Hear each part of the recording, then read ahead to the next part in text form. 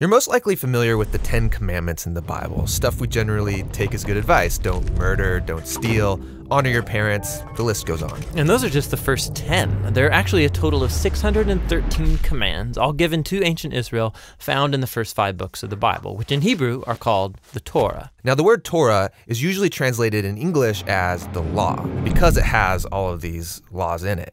And as you read through them, you wonder, am I supposed to obey some of these, all of these? I mean, what's the purpose of the law? Well, that translation is kind of confusing because while the Torah has laws in it, the book itself is fundamentally a story about how God is creating new kinds of people who are fully able to love God and love others. And when Jesus taught about the Torah, he said that he was bringing that story to its fulfillment. So walk me through the story and how it's fulfilled. So the story begins with God creating humanity who rebels. And God chooses Abraham to bless all of the nations through his family, who end up in slavery down in Egypt, and so God rescues them. Then at Mount Sinai, God makes a covenant with Israel, like an agreement. And all of the laws that Moses gives to Israel are the terms of that agreement. They're like a constitution. And so some of the laws, they're about rituals and customs that set Israel apart from the nations. Other laws are about social justice or morality. And by following these, Israel would show the other nations what God is like. Okay, so the rest of the Torah is just the complete list of laws that Moses gives Israel? No, the rest of the Torah just continues the story. And the 613 commands are only a selection from that original constitution. And even these have been broken up and placed at strategic points within the story. Now pay attention, because you'll see a really clear pattern. Moses gives the first laws to Israel. Yeah, don't worship other gods, don't make idols. And then right after that, there's a story of Israel breaking those very laws. Yeah, they worship the golden calf. And so Moses gives some more laws, and then you get more stories of rebellion. Some more laws, rebellion again, some more laws, more rebellion, and you start to see the point. Right, no matter how many laws, they're just gonna continue to rebel.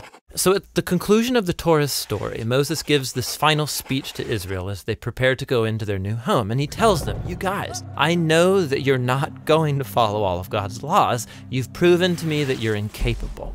And Moses says the problem is that their hearts are hard and that they're going to need new, transformed hearts if they're ever going to truly follow God's law. And he was right. I mean, the story goes on to recount Israel's total failure. They go into the land, they break all the laws. Right. Now, the next section of books in the Jewish tradition are the 15 books of the prophets, and they reflect back on the story.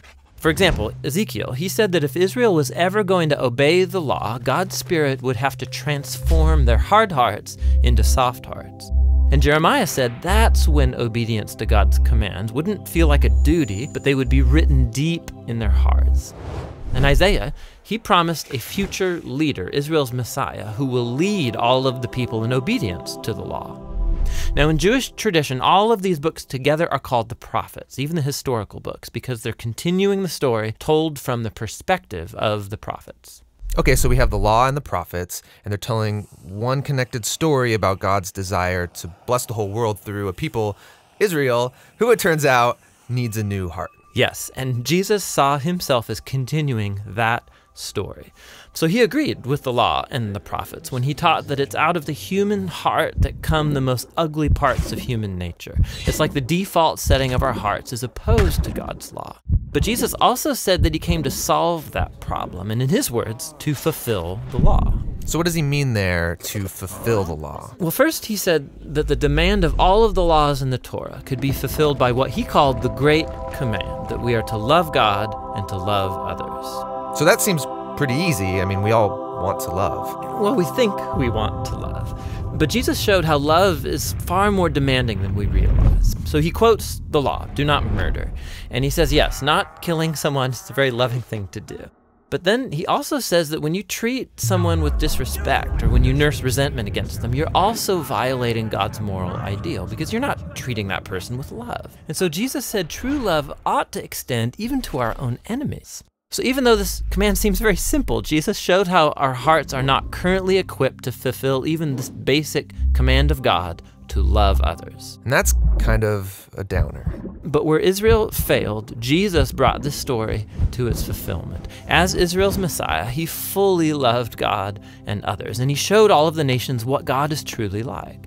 He He did this through his acts of compassion and mercy, and ultimately by loving his enemies even unto death.